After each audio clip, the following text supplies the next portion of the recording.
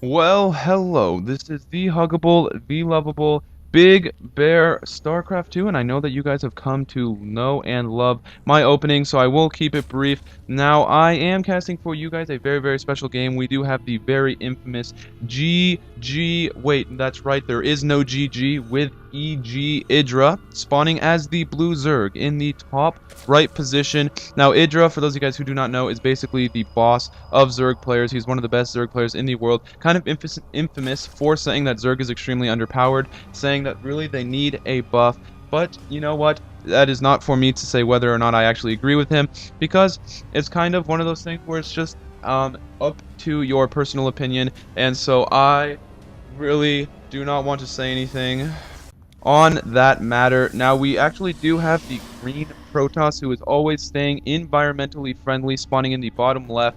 Fnatic MSI who is, I know it's just Fnatic MSI or Fnatic, yeah, it's just Fnatic MSI, but I will just be calling him Fnatic for this game. Now, this guy is in fact a Fnatic. I think that he has, as you can see, has a ridiculously high APM. He is from Korea, and he is a very, very strong competitor. I think that he is S rank or A rank or something like that, whereas Idra is definitely an S rank Zerg. I am pretty sure, but you do correct me. And for those guys who do not know what I am talking about and think that I am just trying to name the alphabet, the ranks kind of are dependent in Korea on how good you are. Huck is one of the few very solid S rank non-Korean players who are even out there, because all of the Korean players are extremely good, and there is weird lag here. It's just like a spike of lag. If I cannot fix it, I will not, but it is no problem. But you can see here that Idra is just going to try to ward away this Protoss probe here by actually sending a drone after it. And this is very good Overlord placement by Idra. You probably should copy this, because this way he can see if the Protoss is trying to block off his ramp, and he can see if the Protoss is trying to cannon out his natural expansion when he does throw it down. And it looks like Idra will in fact be throwing down his second hatchery here at his natural expansion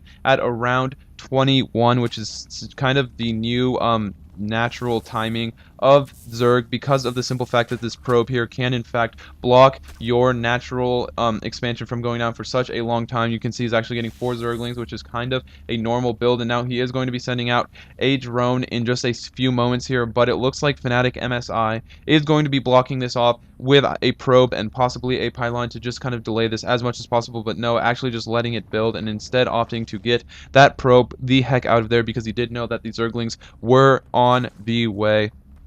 Now, Idra's just going to use these Zerglings here. Actually, there's a little bit of lag, but it is all good. Now, he's actually going to use these Zerglings here to just kind of control this watchtower and this watchtower here. Now, as a quick side note, guys, you can actually see that he is sending his Zerglings here to scout out for that hidden probe, and now that he does see it, the probe will, in fact, have to run away. So, very good play by Idra to try to scout for any sort of possible proxy pylon play into Stalker Rush, and you can see that actually he may have been gearing up for a very late Stalker Rush. You can see throwing down 3 gateways, so opting for a very aggressive opening here, and as soon as Idra scouts this, he will probably be a little bit happy, because it is not some sort of all-in, which is so hard to deal with when you are playing against a Protoss player. You can see how quickly the shields actually regenerate on any Protoss unit when they are not in combat or when they are not being attacked. Now, like I was saying before, a side note that I do have is that I am actually starting to cast League of Legends games. They are under the channel name Mr. Easy AI. I kind of wanted Mr. Easy AI all from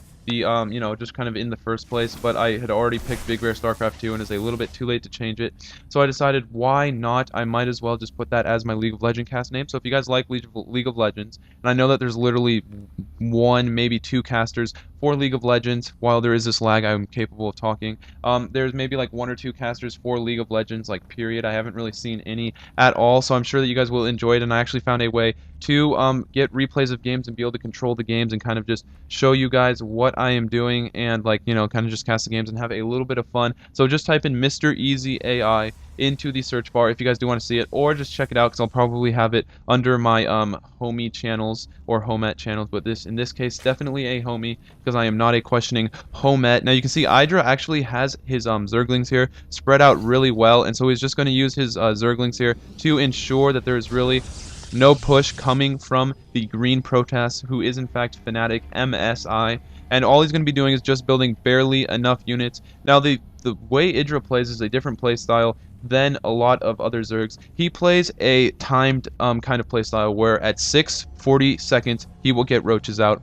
At 7 minutes and 2 seconds he will pump more drones. And he does this because it is the perfect build in order to stop pretty much everything, and it's like it's his way of basically trying to control what is going on in the game. And if you play enough games as much as EgIdra does, you get your timings down so solid, and you know, like, okay, if he does this, then at exactly 7 minutes I'm going to start knocking down the rocks with this many units. And believe it or not, he actually does have his timings down almost to the second, all the way up to like the 20-minute mark or something insane like that. It's one thing that he does brag about, and it is relatively successful, because having your timings down so strongly just simply means that you will have out, look at this, I mean, the normal time a Protoss player pushes out is around the 7-minute mark or 8-minute mark, and you can see that he already has the roaches and the zerglings, a perfect counter to what he's building, and that is just because of timings. But there actually will be force fields to cut off all of these roaches. The roaches are trying to desperately get around, and the zerglings are going to be getting killed, but there's a massively high amount of zerglings trying to stream in here, trying to figure out how to get around all of these force fields. And there's another force field to block it off, but they actually still do get in. A lot more force fields going down, but I think EgIdra